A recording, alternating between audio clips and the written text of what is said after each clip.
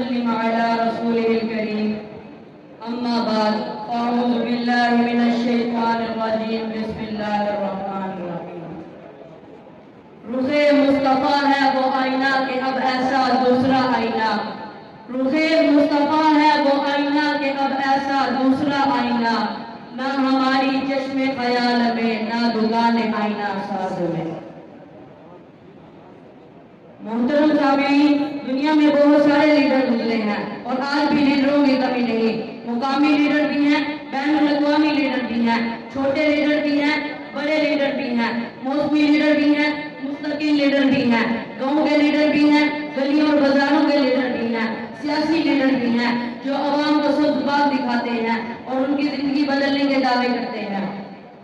ان کی تقریر سن کر یوں محسوس ہوتا ہے کہ ان کا ساتھ دینے سے شہر پورا پیرس بن جائے گا اور کوئٹہ سوئٹزرلینڈ بن جائے گا۔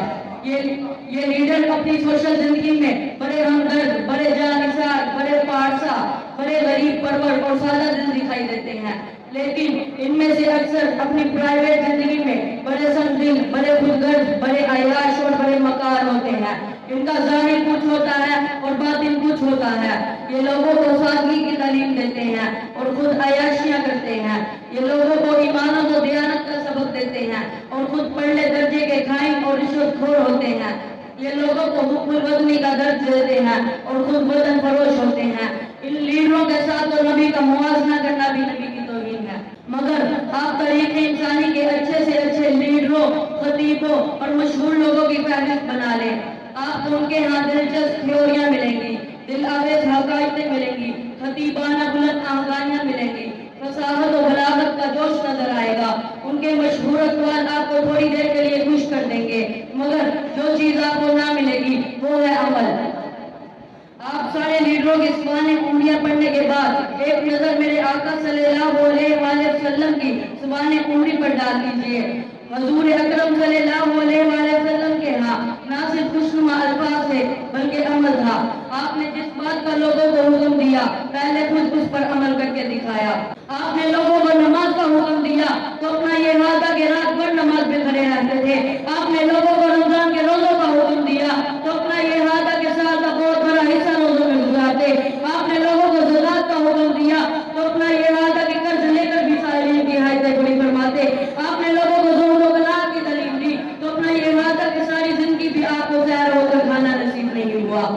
رہنے کا مکان ایک حجرہ تھا جس میں کچی دیوار، کھجور کے پتوں اور اونٹ کے بالوں کی چھت تھی۔ جب آپ دنیا سے رخصت ہوئے تو اسلام کی حکومت یمن سے شام تک پھیلی ہوئی تھی، لیکن آپ کے توشہ خانہ کی مالیت یہ تھی کہ جسم مبارک پر ایک تہبند تھا، ایک کھردری چارپائی تھی، سرہانے ایک تکیہ تھا جس میں خرمے کی چھال بنی ہوئی تھی، ایک طرف تھوڑے سے جو رکھے تھے، ایک کونے میں جانور کی کھال تھی، ایک کھونٹی پر پانی کا مشکیزہ لٹکا ہوا تھا۔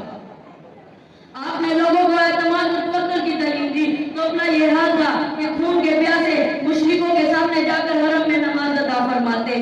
آپ تو جانتے ہیں کہ مکہ والے سبھی دشمنی پر تلے ہوئے تھے۔ ایک ابو طالب تھا جو ساتھ دے رہا تھا، لیکن ایک وقت آیا کہ وہ بھی پیچھے ہٹنے لگا تو حضور اکرم صلی اللہ علیہ وآلہ وسلم نے اللہ تعالیٰ پر اعتماد رکھتے ہوئے بڑے جوش سے فرمایا، چچا جان اگر قریش میرے دائیں ہاتھ پر آفتاب اور بائیں ہاتھ پر مہتاب بھی رکھ دے تب بھی میں پھر سے باز نہ آؤں گا۔ ایک دفعہ حضور اکرم صلی اللہ علیہ وآلہ وسلم اکیلے جنگل میں آرام فرما رہے تھے کہ ایک بدو تلوار لے کر سامنے آ گیا اور پوچھا، اے محمد صلی اللہ علیہ وآلہ وسلم بتاؤ اب تم کو کون میرے ہاتھ سے بچا سکتا ہے؟ تو حضور اکرم صلی اللہ علیہ وآلہ وسلم نے بڑے اطمینان سے جواب دیا، اللہ۔ آپ نے لوگوں کو گزر کی تعلیم دی تو اپنا یہ حال تھا کہ جب فتح مکہ کے موقع پر آپ نے اپنے دشمنوں کو معاف کیا، کوئی دوسرے سے معاف کر سکتا ہے؟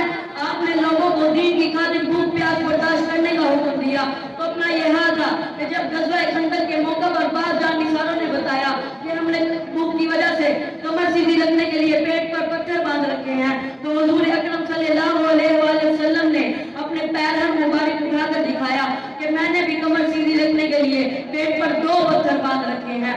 میرے دوستو، یہ چند مثالیں میں نے ذکر کی ہیں، لائیں آپ دنیا بھر کے لیڈروں کی سوانح انگلیاں اور پھر موازنہ کیجیے میرے آقا صلی اللہ علیہ وآلہ وسلم کی سوانح انگلی سے۔ وہاں باتیں ہیں، یہاں نمونہ ہے، وہاں تقریریں ہیں، یہاں تفسیریں ہیں، وہاں اقوال کا ڈھیر ہے،